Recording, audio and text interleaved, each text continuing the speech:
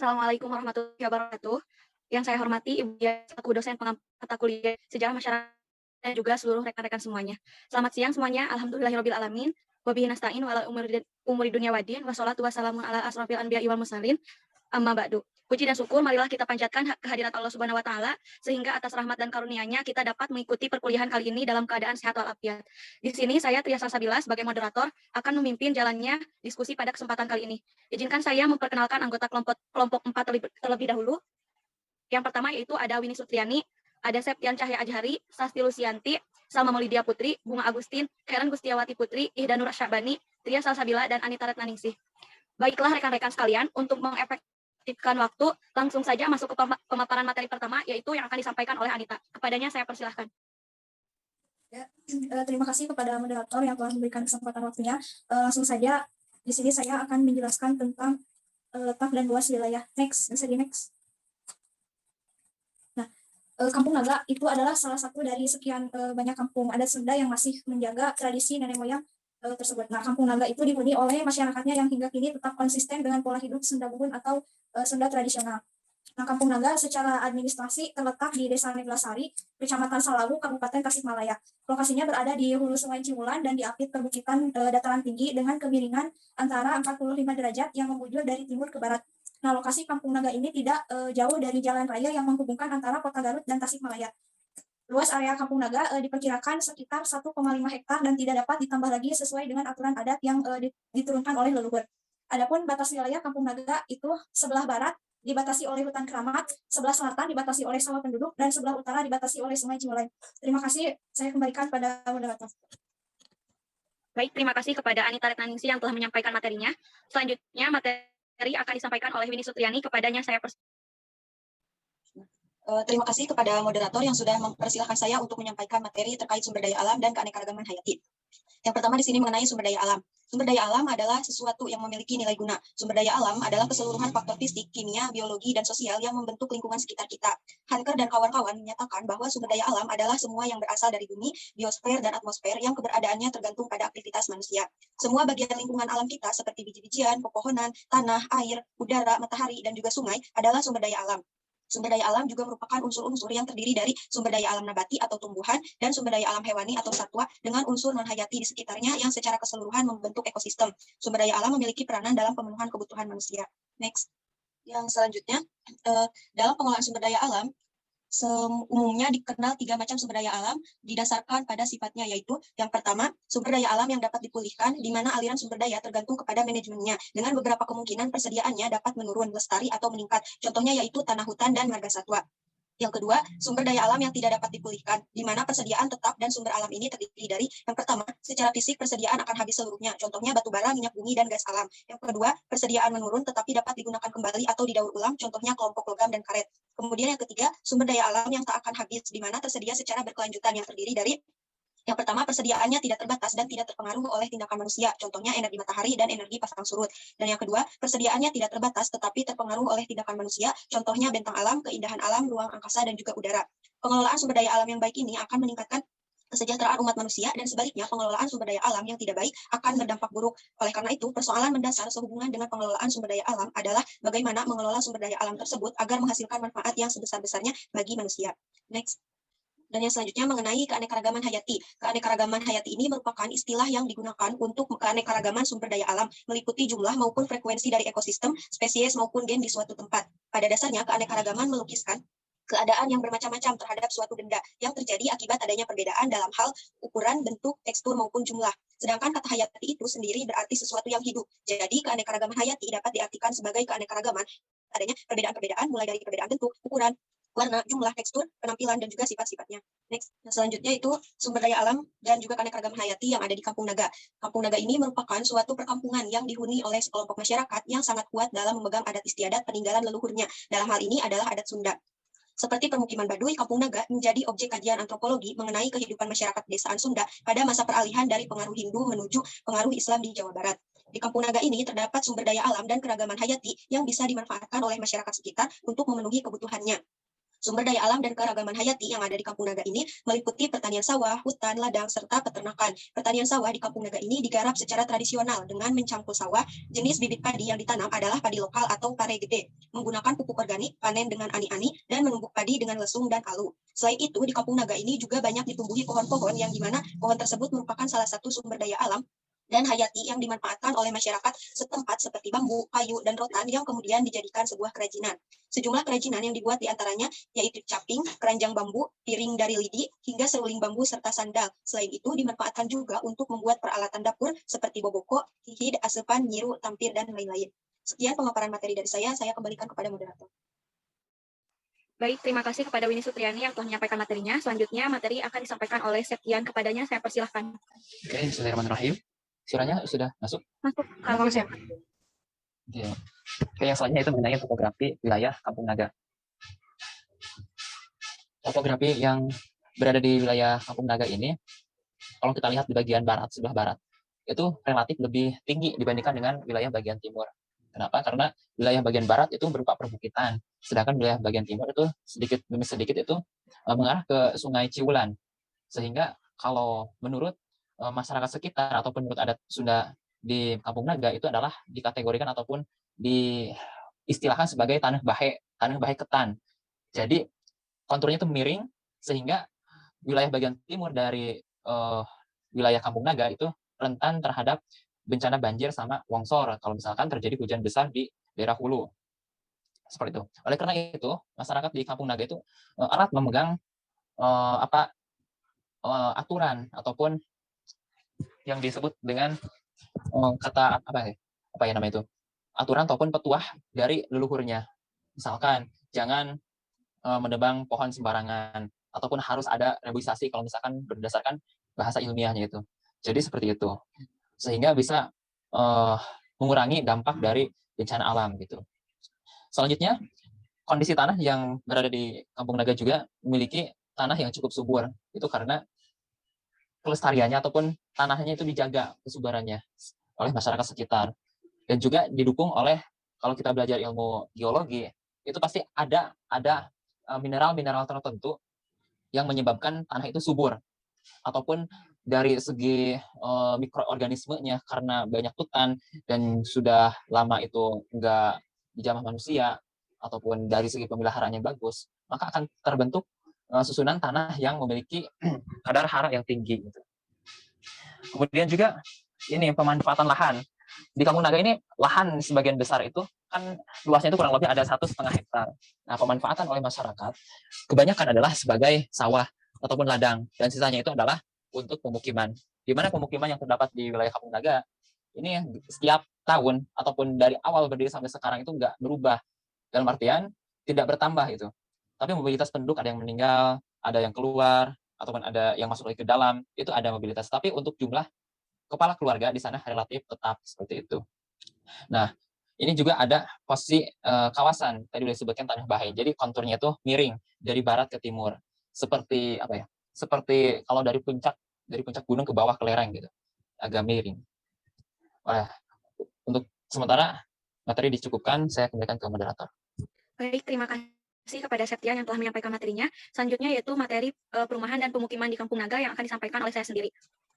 Nah, membuat rumah di Kampung Naga itu tidak boleh dilakukan sembarangan. Bentuk, bahan, dan ukuran bangunannya pun telah digariskan dari zaman nenek moyang mereka sejak 600 tahun yang lalu, yang mengharuskan semua rumah dibuat dengan bentuk sama, warna yang sama, dengan tujuan arif, yakni menghindari terjadinya kesenjangan sosial antar masyarakat.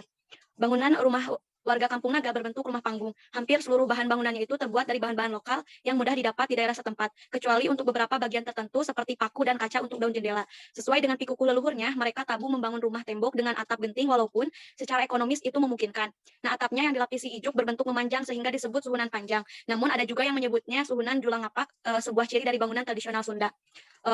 Rumah masyarakat Kampung Naga itu memiliki arah hadapan yang sudah ditentukan. Bangunan-bangunan umum seperti masjid, balai pertemuan atau balai patemon, dan lumbung itu diletakkan menghadap ke arah timur atau barat. Sedangkan rumah harus menghadap ke arah utara atau selatan dan tidak boleh menghadap ke arah timur karena dianggap melanggar kodrat alam. Ketentuan pengaturan ini membuat perkampungan menjadi teratur. Next slide. Rumah di Kampung Naga memiliki tritisan rumah yang memanjang sehingga memberikan efek serupa kanopi pada daerah sirkulasi. Nah, efek ini itu menyebabkan angin mengalir ke dalam ruangan serambi dan mendorong udara dari rumah bergerak ke bagian belakang rumah. Hal ini mirip dengan penggunaan kipas hisap dalam suatu ruangan untuk mengoptimalkan pergantian udara. Next slide. Selanjutnya ada pembagian ruang dalam rumah di Kampung Naga. Bagi masyarakat Kampung Naga, rumah tidak hanya sekedar sebagai tempat berteduh dari terik matahari dan dinginnya malam. Bangunan yang dijadikan tempat tinggal tidak hanya untuk memenuhi kebutuhan fisik, namun merupakan bagian dari konsep kosmologinya sebagaimana tercermin dalam penataan pola kampung, bentuk rumah, dan pembagian ruang-ruangnya. Sebuah rumah dalam pandangan masyarakat Kampung Naga harus dilihat sebagai kategorisasi ritual yang ditata berdasarkan kategorisasi jenis kelamin dan perannya dalam keluarga. Karena itu yang disebut ruang laki-laki selalu berada di bagian depan. Sebaliknya, kaum wanita yang bertugas mengatur keluarga menguasai ruang lainnya yang disebut dapur.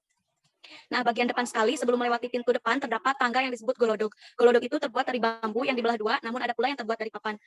Selain berfungsi sebagai tangga masuk karena bangunan rumahnya berbentuk panggung, pada waktu-waktu tertentu golodok dijadikan tempat duduk-duduk, semacam teras untuk berangin-angin. Nah, yang selanjutnya yaitu ada tepas. Ciri khas lain dari rumah di Kampung Naga adalah keberadaan tepas atau beranda di bagian depan rumah yang tidak hanya difungsikan sebagai ruang transisi, tetapi juga berfungsi sebagai ruang untuk menenun atau menganyam bambu untuk kerajinan. Yang kedua yaitu ada tengah imah. Sesuai dengan namanya, tengah imah itu berada di tengah rumah dari ruang rumah tersebut. Sebagai ruang tengah, tengah imah berfungsi sebagai ruang tempat berkumpul. Bagi mereka yang mempunyai anak, ruang itu sekaligus menjadi ruang belajarnya. Yang selanjutnya itu ada pangkeng. Pangkeng itu artinya ruang tempat tidur atau kamar. Di dalamnya hanya terdapat kasur dan bantal dan tidak terdapat perlengkapan lainnya, misalnya ranjang atau dipan. Kasur digelar di atas palupuh. Tempat tersebut biasanya secara khusus hanya diperuntukkan bagi pasangan suami istri yang menjadi pemilik rumah tersebut. Selanjutnya itu ada dapur dan goa. Dapur dan goa merupakan wilayah kekuasaan kaum perempuan. Di ruangan ini sebagian besar kaum perempuan masyarakat Kampung Naga menghabiskan waktunya. Dapur sebagai tempat memasak dan menyiapkan hidangan, sedangkan goa merupakan tempat penyimpanan beras atau gabah atau bahan makanan pokok hidup lainnya. Untuk meringankan pekerjaan, letak keduanya itu biasanya saling berdekatan. Yang terakhir yaitu ada kolong imah. Kolong imah berada di antara permukaan tanah dengan bagian bawah lantai rumah. Tingginya kurang lebih 60 cm. Kolong imah ini biasanya digunakan sebagai tempat menyimpan alat pertanian, kayu bakar, dan lainnya. Atau bisa pula dijadikan kandang hewan piaraan atau seperti ayam atau itik. Next slide. Selanjutnya yaitu ada material bangunan rumah di Kampung Naga. Seluruh bagian rumah di Kampung Naga terbuat dari bahan alami yang ringan dan pastinya ramah lingkungan. Alam setempat merupakan sumber utama penyediaan bahan-bahan untuk bangunan arsitektur kampung. Batu-batu di sungai dan vegetasi yang tumbuh secara alami merupakan material utama yang dikomposisikan untuk membentuk wujud Kampung Naga. Penempatan dan pemakaian elemen tersebut sejalan dengan karakter dan posisi alam elemen tersebut. Bahan bangunan dari kayu biasanya untuk memenuhi pembuatan tiang, pamikul, reng, tiang adeg, usuk, dan papan. Selain kayu dibutuhkan pula bambu untuk membuat dinding atau lantai rumah yang disebut palupuh. Yang pertama itu ada pondasi. Pondasi itu dibuat dengan sistem umpak berada di atas permukaan tanah sekitar 50 cm dan terbuat dari batu berukuran 40 kali 40 cm.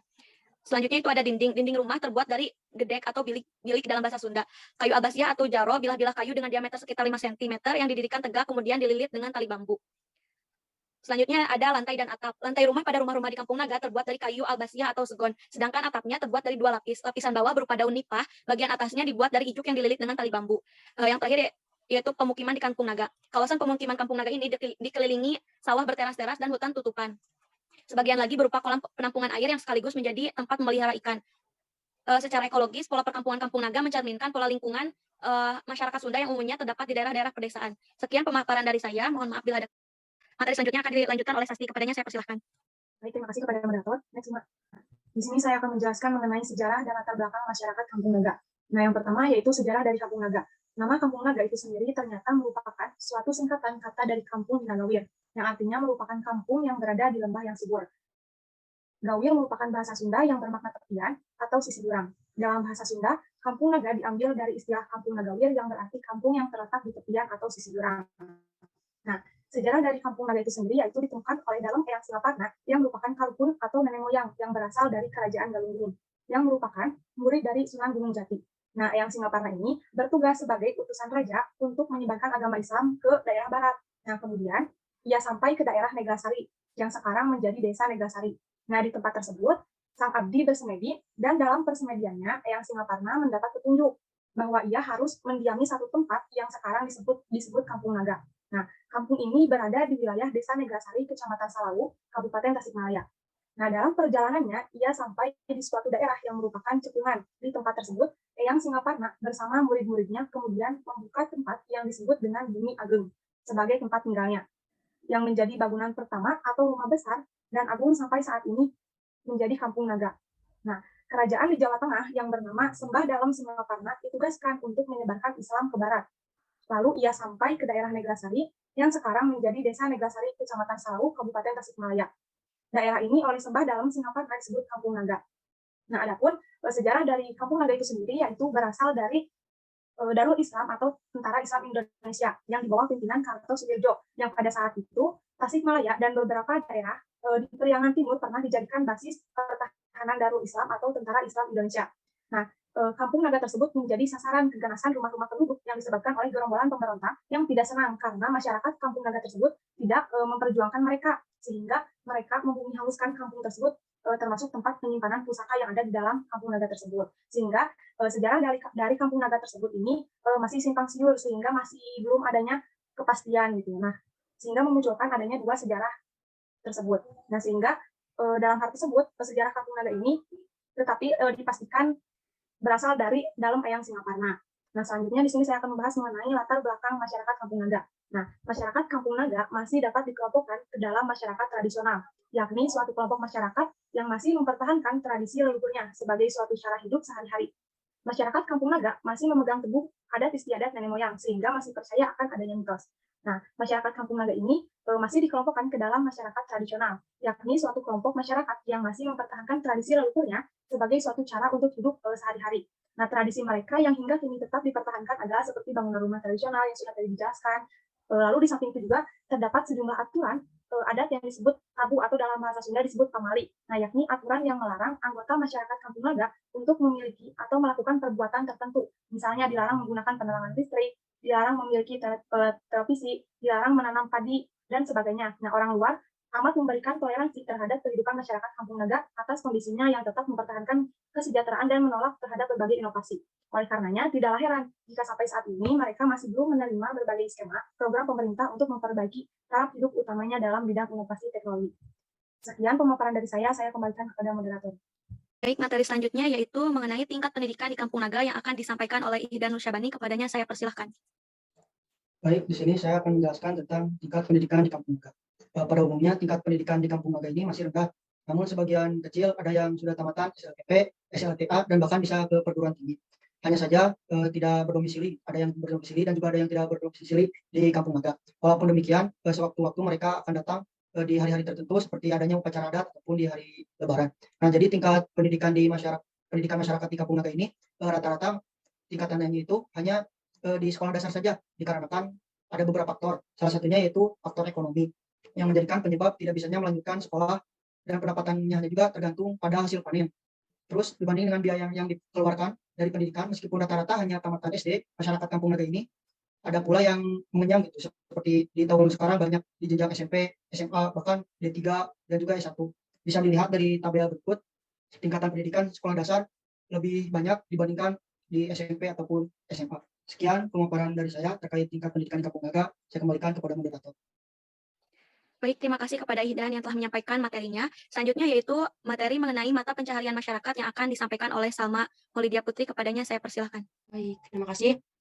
Next slide. Selanjutnya mata pencaharian masyarakat di Kampung Naga, yang dimana mata pencaharian masyarakat di Kampung Naga ini ada yang bertani, berkebun, beternak, dan membuat kerajinan tangan.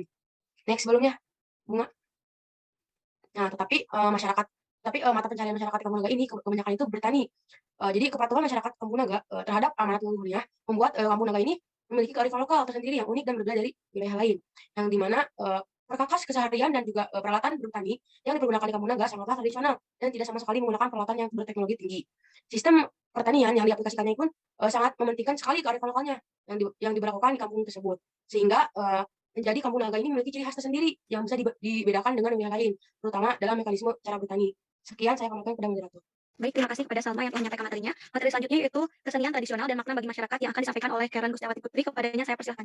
Baik, terima kasih kepada moderator. Di sini saya akan menjelaskan mengenai kesenian tradisional dan makna bagi masyarakat di Kampung Naga. Nah, pada dasarnya, kesenian ini merupakan salah satu isi dari sebuah kebudayaan manusia dalam bermasyarakat. Hal ini dapat dikatakan karena dengan adanya suatu kesenian ini dapat mencerminkan dari suatu bentuk peradaban yang tumbuh dan berkembang sesuai dengan keinginan serta cita-cita yang berpedoman kepada nilai-nilai yang berlaku dan dapat dilakukan dalam bentuk aktivitas berkesenian. Nah, seperti yang diungkapkan oleh Ojo Ningrat, menyatakan bahwa kesenian ini merupakan salah satu unsur kebudayaan universal, serta kebudayaan ini juga merupakan unsur yang dapat menonjolkan sifat khas. Dengan demikian, kesenian ini merupakan suatu unsur yang paling utama dalam kebudayaan nasional Indonesia, karena tidak ada masyarakat yang tidak memiliki kebudayaan dan juga sebaliknya, tidak ada kebudayaan tanpa sebuah adanya masyarakat, sehingga adanya masyarakat ini dianggap sebagai wadah dan juga pendukungnya dari adanya kebudayaan. Nah, Kampung Naga ini merupakan suatu perkampungan yang dihuni oleh sekelompok masyarakat yang sangat kuat terhadap adat istiadat peninggalan leluhurnya. Contohnya yaitu terhadap adat Sunda. Contoh kesenian tradisional yang merupakan bagian dari Kampung Naga yang pertama ada terbang gembrung. Terbang gembrung ini merupakan sebuah alat musik tradisional yang ada di Kampung Naga yang disajikan ke dalam bentuk nyanyian. Alat musik ini hampir sama dengan rebana yang dimainkannya yang bisa dimainkan dalam persidangan. Kesenian terbang gembrung ini dimainkan secara khusus yaitu pada waktu-waktu tertentu, misalnya pada bulan Maulid Nabi atau menyambut hari kelahiran Nabi Muhammad SAW pada bulan Junadil akhir untuk memperingati pertengahan bulan Hijriah, bulan Syawal untuk menyambut datangnya Idul Fitri, dan dilaksanakan bertepatan dengan malam takbiran bahkan bulan Zulhijjah untuk menyambut datangnya hari raya Idul Adha. Lalu yang kedua yaitu terbang sejak. Terbang sejak ini merupakan alat kesenian tradisional yang dimiliki oleh Kampung Naga. Alat tradisional ini sama dengan alat tradisional terbang gembrung, tetapi yang membedakannya yaitu dalam penggunaan alat musiknya digunakan pada saat acara pernikahan, khitanan, serta 17 Agustus untuk memperingati Hari Kemerdekaan Indonesia. Alat terbang sejak ini dapat dimainkan oleh 12 orang, dan makna dari adanya kesenian ini bagi masyarakat yaitu agar bisa memeriahkan acara yang digelar dengan menggunakan alat kesenian yang dimilikinya. Terus selanjutnya di sini ada angklung, di mana angklung ini dimiliki oleh masyarakat Kampung Naga yang terdiri dari 4 buah dengan ukuran yang berbeda-beda, serta cara memainkannya juga dengan menggoyang-goyang instrumen musik bambu tersebut. Makna dari adanya kesenian tradisional ini untuk mengiringi jempana yang memuat hasil kesenian penduduk tani, serta untuk mengiringi peringatan Hari Proklamasi Kemerdekaan Republik Indonesia, dan juga untuk mengiringi rombongan peserta upacara besaran dalam pelaksanaan acara khitanan. Dan selain itu juga dapat dikatakan sebagai alat hiburan bagi masyarakat Kampung Naga. Dengan adanya kesenian ini dianggap sebagai tradisi penghormatan kepada Dewi Sri Pohaci. Lalu yang terakhir yaitu ada karinding, di mana karinding ini merupakan salah satu alat musik tradisional yang ada di Indonesia, serta yang ada di Kampung Naga. Cara dimainkannya itu dengan cara disentil oleh ujung telunjuk sambil ditempel ke bibir. Alat musik ini terbuat dari bahan pelepah aren atau bambu, dan di atasnya diukir lambing kujang pusaka. Alat kesenian tradisional ini dapat digunakan ketika berdoa, karena masyarakat Kampung Naga ini beranggapan bahwa bunyi yang dikeluarkan oleh alat musiknya itu bisa didengarkan oleh Yang Maha Kuasa, yaitu Allah Subhanahu wa Ta'ala. Adapun makna dari adanya kesenian tradisional yang ada di Kampung Naga secara keseluruhan, yang pertama yaitu dapat menciptakan hubungan antara manusia dengan lingkungan menjadi dekat. Artinya, karena masyarakat yang berada di Kampung Naga itu memanfaatkan lingkungan alam sekitarnya agar dapat menciptakan suatu unsur kebudayaan, maka segala jenis tradisional yang berada di Kampung Naga itu didapat dari lingkungan sekitar. Yang kedua, adanya hubungan manusia dengan budaya. Dengan adanya sebuah kesenian tradisional di dalamnya, maka bisa menjadikan antar masyarakat atau antar warga di Kampung Naga itu menjadi dekat, sehingga dengan adanya kedekatan antar warganya bisa menciptakan segala sesuatu yang dapat dilakukan secara bersama. Misalnya dalam memperingati Maulid Nabi, semua warga atau masyarakatnya itu dapat mengikuti kegiatan acaranya secara bersama-sama. Lalu selanjutnya yaitu adanya hubungan kebudayaan dengan agama atau sebuah kepercayaan. Karena pada dasarnya jenis kesenian tradisional yang ada di Kampung Naga itu sangat erat terhadap keagamaan dan juga kepercayaan, maka dengan adanya hal itu dapat menjadikan masyarakatnya itu lebih kuat terhadap keyakinannya. Misalnya, sebelum melakukan kesenian terbang sejak, para pemain melantunkan sholawat Nabi. Lalu yang terakhir, adanya hubungan kebudayaan dengan masyarakat. Karena pada dasarnya masyarakat ini menjadi wadah dalam kebudayaan, maka keduanya itu tidak dapat dipisahkan. Jadi, di mana ada masyarakat, maka di dalamnya juga terdapat suatu kebudayaan yang dimilikinya. Sekian yang bisa saya sampaikan, saya kembalikan kepada moderator. Baik, terima kasih kepada Karen Gustiawati Putri yang telah menyampaikan materinya. Selanjutnya, materi tentang nilai tradisional dan kearifan lokal tentang lingkungan dan manfaat sumber daya alam yang akan disampaikan oleh Bunga Agustin. Kepadanya saya persilahkan. Baik, terima kasih kepada moderator sudah mempersilahkan saya untuk menjelaskan materi yang selanjutnya, yaitu materi tentang nilai tradisional dan kearifan lokal yang berada di Kampung Naga. Pengertian dari nilai tradisional adalah perilaku dan tanggapan manusia dengan sesama manusia, baik dalam hal moralitas, agama, etika, adat istiadat, dan lain-lain. Artinya, nilai tradisional merupakan nilai perilaku manusia terhadap berbagai hal yang ada di bumi, terutama dalam bidang sosial. Layaknya kampung adat lain, Kampung Naga memiliki nilai-nilai tradisional yang dipegang erat secara turun-temurun sejak dari zaman dahulu. Yang pertama, ada pantangan, tabu, atau dikatakan pamali. Ketiga hal tersebut memiliki arti yang sama, yakni hal-hal yang tidak boleh dilakukan di Kampung Naga. Agar lebih mudah, kita sebut sebagai pamali saja. Pamali merupakan salah satu nilai tradisional Kampung Naga yang tidak tampak. Meskipun demikian, pamali merupakan hal yang berpengaruh di Kampung Naga, terutama dalam pengelolaan sumber daya alam yang cukup ketat. Misalnya, di Kampung Naga terdapat pamali untuk memasuki hutan larangan, menebang pohon, mengambil ranting yang jatuh, serta mengambil sesuatu di dalam hutan larangan. Yang kedua, ada pikuku. Pikuku merupakan suatu doktrin atau pandangan dalam menjalankan kehidupan di Kampung Naga.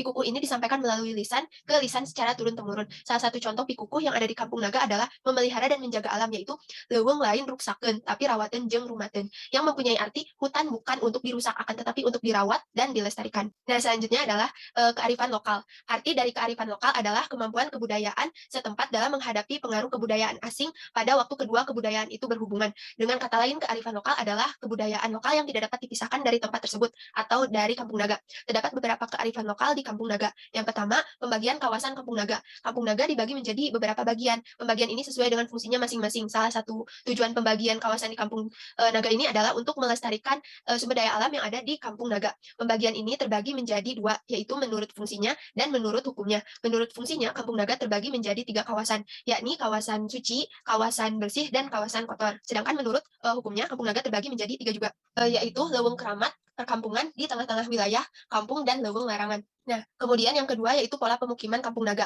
Pola pemukiman yang ada di Kampung Naga dapat dikategorikan unik. Pola pemukiman ini bertujuan untuk menjaga keseimbangan alam. Beberapa pola pemukiman yang nampak di Kampung Naga adalah yang pertama, zona 3:1. Dengan 3 adalah luas penyangga, sedangkan 1 adalah luas penggunaan lahan agar keseimbangan lahan terjaga. Yang kedua, adanya terasering untuk mencegah erosi. Yang ketiga, hutan yang dijaga keasriannya. Yang keempat, tata ruang yang mengutamakan daur ulang air yang alami menuju sawah dan sungai. Yang kelima, rumah yang dibuat berbentuk rumah panggung dan berasal dari bahan kayu. Nah, materi selanjutnya yaitu manfaat sumber daya alam di Kampung Naga. Yaitu tujuannya dari pemanfaatan sumber daya alam ini untuk memenuhi kebutuhan masyarakat, baik kebutuhan utama maupun kebutuhan penunjang. Di Kampung Naga sendiri, pemanfaatannya lebih menggunakan bahan-bahan dari alam saja, sehingga kebanyakan masyarakat di Kampung Naga tersebut berprofesi sebagai petani. Contoh-contoh pemanfaatan sumber daya alam di Kampung Naga ini adalah yang pertama, pertanian digarap secara tradisional dan menggunakan pupuk organik. Yang kedua, masyarakat Kampung Naga memanfaatkan sumber daya alam untuk kerajinan dari bahan bambu, kayu, dan rotan. Dan yang ketiga, pemanfaatan mata air yang terletak di sebelah selatan Kampung Naga sebagai sumber air alami. Cukup sekian dari saya kembalikan kepada moderator. Baik, materi selanjutnya yaitu mengenai peranan wanita dalam pembangunan masyarakat yang akan disampaikan oleh Aseptian. Kepadanya saya persilahkan. Oke, terima kasih Tria. Jadi untuk materi selanjutnya yaitu mengenai peranan wanita dalam pembangunan masyarakat, khususnya berada di Kampung Naga. Salah satu yang berpengaruh atau yang mempengaruhi kualitas sumber daya manusia adalah pendidikan. Kalau kita lihat pada slide sebelumnya, itu pendidikan yang ada di Kampung Naga itu sekitar ada 11 pendidikan formal. Itu pun masyarakat itu harus keluar dari wilayah Kampung Naga untuk bisa mengakses pendidikan. Yang berikut pendidikan dasar, TK sampai dengan pendidikan SMA. Nah, dalam hal pendidikan di Kampung Naga itu tidak membatasi, dalam artian selagi bisa dijangkau oleh masyarakat dibebaskan untuk bisa mengakses pendidikan. Oleh karena itu, tidak sedikit masyarakat yang ada di Kampung Naga ini mengakses pendidikan ke wilayah ataupun keluar wilayah dari Kampung Naga untuk itu berbasis vokasi ataupun lainnya. Nah, hubungannya dengan peranan wanita yang ada di ataupun perempuan yang ada di Kampung Naga ini memiliki sumber daya manusia yang dikatakan cukup bagus itu. Mulai dari pendidikan agama, di sana ada sebagian pendidikan yang berbasis pesantren, kemudian juga pendidikan biasa formal SMA. Nah, dengan hadirnya pendidikan ataupun dengan diaksesnya pendidikan oleh masyarakat Kampung Naga, maka semakin ke depan ataupun generasi yang akan datang yang ada di Kampung Naga ini akan semakin berkualitas. Meskipun ada beberapa pantangan adat yang nggak boleh teknologi masuk ke sana, tapi dengan pendidikan nanti generasi yang akan datang akan tertolong ataupun terbantu dengan adanya ilmu pengetahuan gitu. Nah, di sini ada 3 poin. Jadi berdasarkan Undang-Undang Nomor 7 Tahun 1994 mengenai kesetaraan ataupun emansipasi wanita gitu. Jadi tidak ada perbedaan yang mencolok antara hak wanita dengan hak laki-laki, terutama dalam hal mengakses pendidikan. Kemudian juga poin yang keduanya itu mengenai peranan perempuan dalam pembangunan itu mengenai pembangunan ekonomi, mengenai pembangunan politik ini diakses juga oleh masyarakat yang ada di Kampung Naga. Kemudian poin yang ketiganya yaitu mengenai perempuan tidak banyak dilibatkan dalam acara-acara adat yang sifatnya sakral. Nah, mungkin ini adalah karena ada keterbatasan dalam konteks aturan ataupun norma yang ada di Kampung Naga. Jadi hanya pada kegiatan-kegiatan tertentu wanita tidak dilibatkan dalam kegiatan yang ada di Kampung Naga, khususnya dalam kegiatan spiritual ataupun upacara adat seperti itu. Jadi untuk kegiatan yang lainnya, dalam kegiatan pengembangan diri dan sebagainya, masih dapat diakses oleh kaum perempuan di Kampung Naga. Nah, itu peranan wanita dalam pembangunan masyarakat. Terima kasih. Saya kembalikan kepada moderator. Baik, terima kasih kepada teman-teman yang sudah memaparkan materinya. Sekian pemaparan materi yang dapat kelompok 4 sampaikan. Mohon maaf bila ada kesalahan. Wassalamualaikum warahmatullahi wabarakatuh.